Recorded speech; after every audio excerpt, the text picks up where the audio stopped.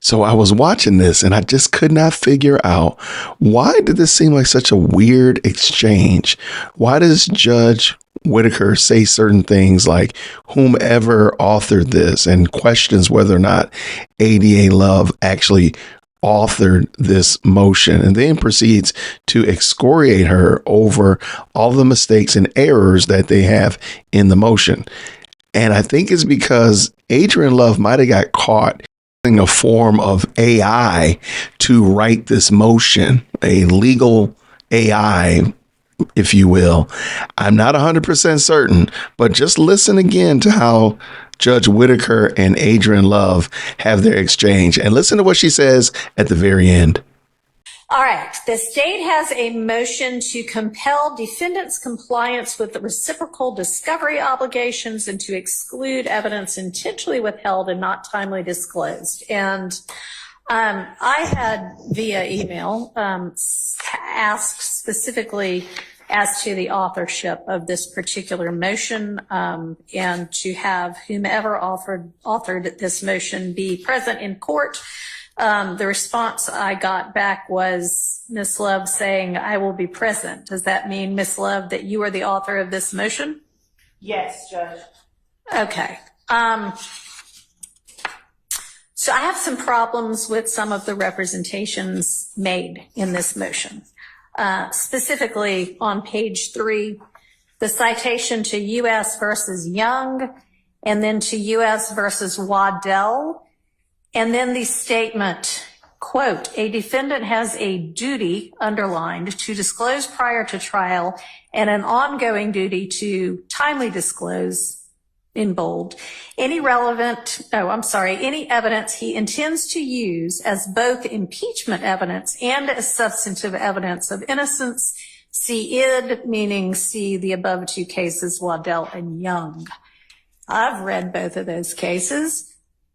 Show me in either of those cases where there is a proposition that discovery and reciprocal discovery obligations of the defense applies to evidence that's going to be used solely as impeachment. I didn't say solely as impeachment. I said as both impeachment and as substantive evidence. Which implies that the use of it as impeachment evidence triggers the reciprocal discovery obligation. No, unless I wrote it inartfully. What I was saying. Well, you wrote it inartfully. I did then, because what I was saying was that it has to be both. That is the representation that all right. I made. And then when I amended it. I didn't see an amendment. I have a copy for the court. Did you fix that? What I did was. Thank you. Sort of elaborate on it, or yes, I guess you could say it was fixed. So you concede then that if evidence is going to be used solely as impeachment evidence, that there's no triggering of a reciprocal discovery obligation? Yes, that's okay. Yes, I was not saying that. I was saying. Good to know. My apologies to the court for that inartful wording.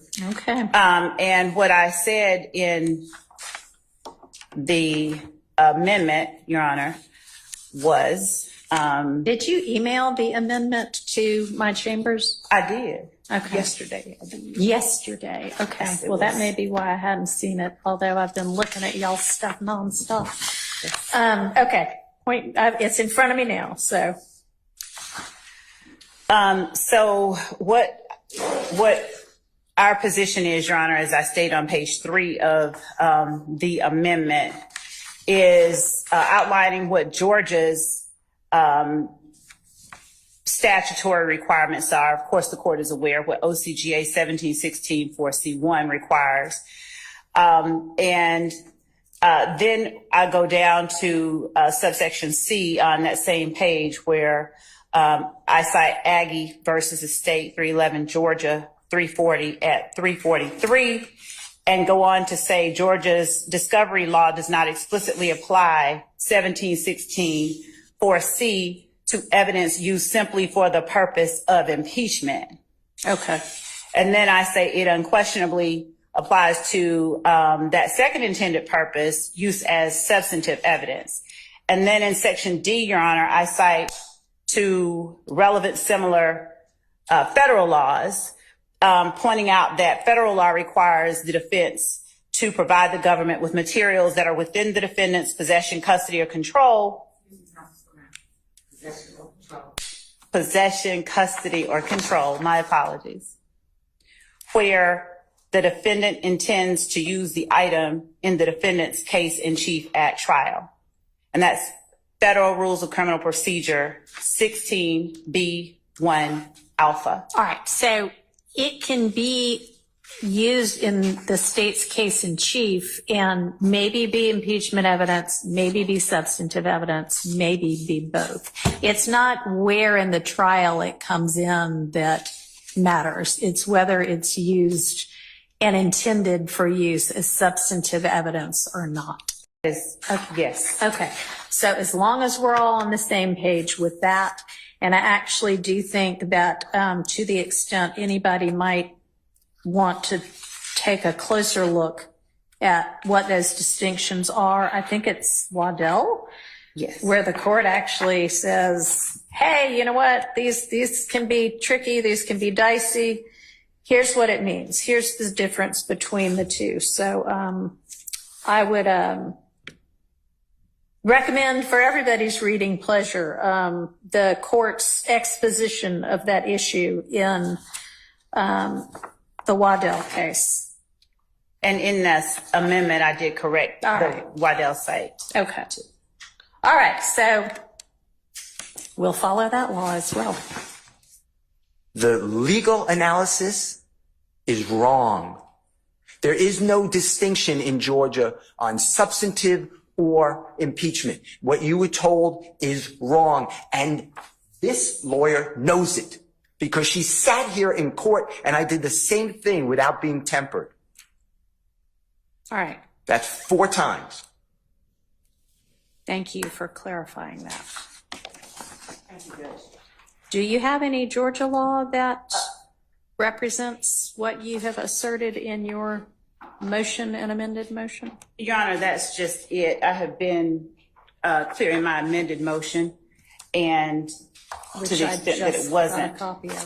Yes. Okay. And also, I just want to say that no Georgia law that right, Georgia law does not define. It does not define case in chief. It does not break it down. We all know what a case in chief is. Don't we? I think we all know what a case in chief is. Is there any support for your assertion that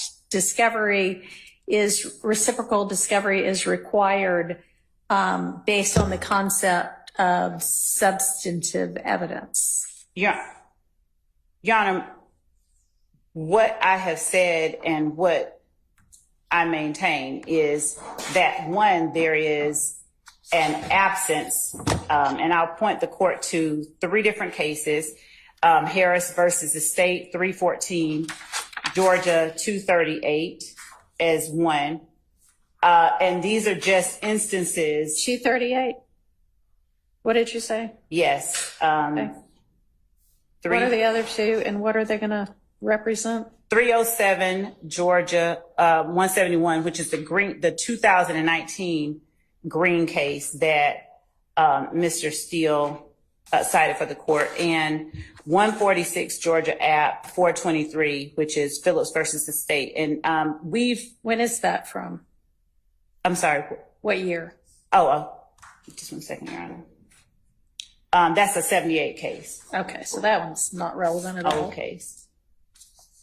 Because we have a new evidence code since 78. So, okay. And Your Honor, even with respect to the older case, the only thing that I was citing Phillips for was the proposition that in the absence of specific legislative or decisional case law on the particular issue that is at hand in Phillips, we commend the Federal Rules of Criminal Procedure, Rule 16, for guidance. Well, we've got a specific rule here now, don't we? Well, when you say we have a specific rule, is the court speaking of the discovery statute that says? That's what we're talking about in this motion, right? Right. Yes, Your Honor. We are talking about that. And the state's position, the state maintained, first of all, let me be real clear. We didn't file a brief. This is the first brief that we have filed where we've asserted these things. We have asked that the court require Mr. Steele to turn this stuff over, but we've never argued it out. Mr. Steele has stood up and said he's not required to, and he has pointed to the discovery statute. The court has said, okay, yeah, he doesn't. And we put that in our motion to the court, that the court has previously made a ruling that we thought deserved a second look at.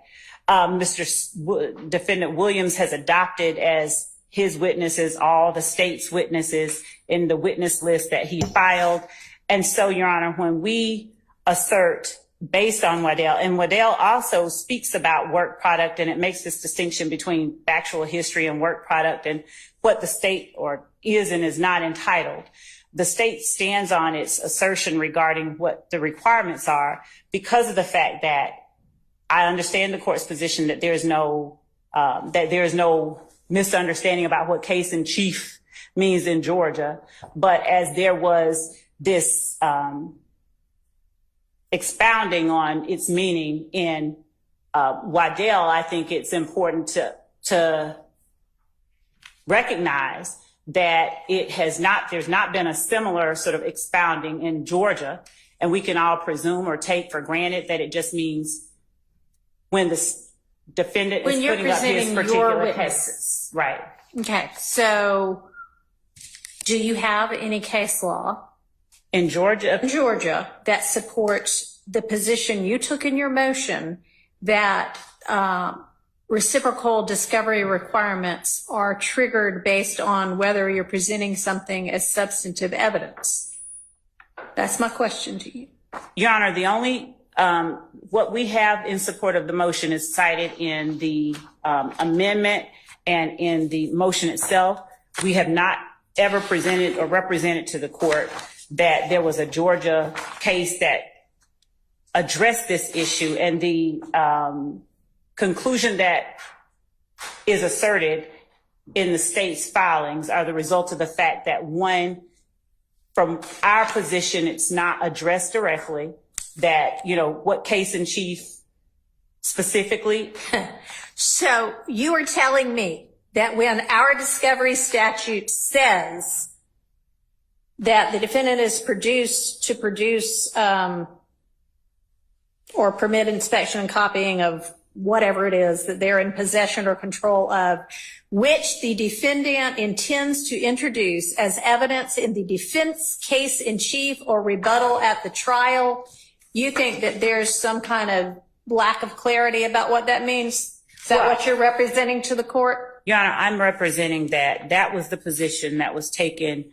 That was what was analyzed in the cases that we have cited in our amended amendment and supplement to our motion to compel. That is, in our position, a reasonable interpretation. And as we've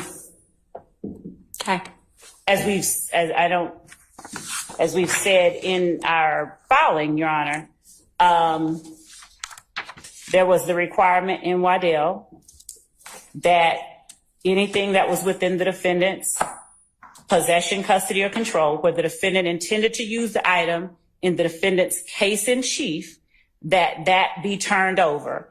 The Waddell court, Your Honor, in analyzing the meaning and understanding of case in chief, as the court correctly pointed out earlier, said that if it is going to be used as both impeachment and substantive evidence, that constitutes case in chief. From there, we made the assertion, the state's position, that if the defense intends, because there's nothing in Georgia law that analyzes it at this level, if the defense intends to introduce evidence as both impeachment and substantive evidence, then they have a duty to disclose it. And that is the origin of the state. That is the basis for our position.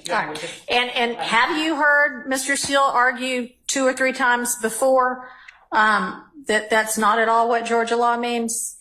We've not made this argument before. So I don't mean in writing. Y'all have not had we have any literally discussion whatsoever in front of Judge Glanville about. As I have said in my motion, Your Honor, what we have argued, the state has said, Your Honor, they have a duty to disclose this. This is stuff that we are entitled. And Mr. Steele has said no, in citing the Georgia statute. He said we do not. I have never asserted, I've never made this distinction. I've never said that case in chief means if it's being presented as impeachment as substantive evidence. I've never made that. I've never made that argument in a written or oral filing. Okay. All right. Well, I would like for you to take your duty of candor to the court with a little bit more seriousness in the future, Ms. Love. Respectfully, I take it very seriously. Okay. So, anyway, we'll be abiding by the discovery requirements set forth in our statutes. And Mr. Steele, thank you for the clarification. Here's a close-up of Adriane Love's computer monitor on Wednesday. And this website that she's using is AI Lawyer. Basically, it's a website where you can type in what you need and it will actually write your motions for you. And here's a picture of the website. I believe that's why Judge Whitaker asked who wrote this, because there were so many errors in it and it wasn't very clear. That's why she also ended by saying Adriane Love needs to take her candor with the court more seriously. Basically, she was saying that you were being deceptive, you were being dishonest, and you need to be honest with the court. And being unartful is not just a statement that she used. She's saying that you're not being honest and you're being a little bit sloppy. So you can say sloppy, you can say dishonest, but she definitely lets you know that she's talking about being honest by saying that you need to keep your candor with the court. Such an interesting exchange. Can't wait to see what happens next. Hit that like for deal with Christian. Yo, for deal with Christian. Smash that bell for DWC. Yo, smash it. Just smash it. Hit that like for deal with Christian. For deal with Christian. Smash that bell for DWC. Yo, smash it. Just smash it. Hit that like for deal with Christian.